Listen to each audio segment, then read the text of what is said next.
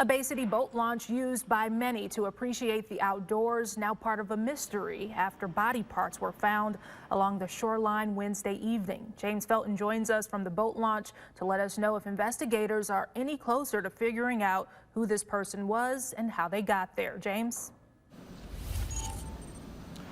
We are at the Edward Golson Boat Launch in Bay City, and on the Saginaw River behind me, investigators are still looking for whatever they can find in the Saginaw River, but right now there are more questions than answers.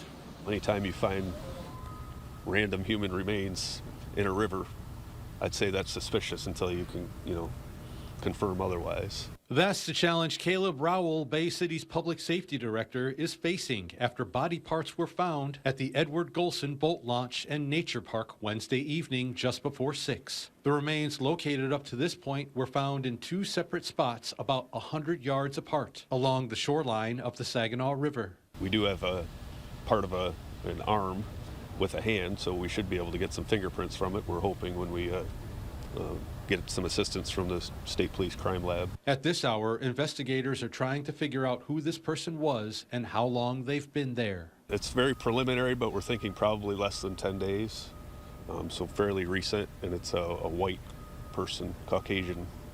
That's the only thing we really know for certain. Rowell tells us authorities are still searching for more body parts in an effort to get the answers they're looking for. Whoever this person is, they have some type of family and friends that we would like to provide some closure for and to be able to identify them and find out what happened. In the meantime, Rowell is asking the community to be patient. We have, no indication as to really what happened yet so far. So it's very early in the investigation.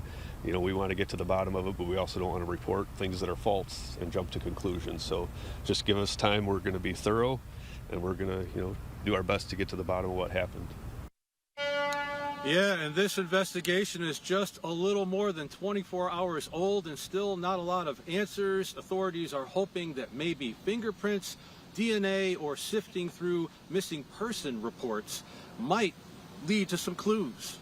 For now, reporting live and local in Bay City, James Felton, WNEM, TV5.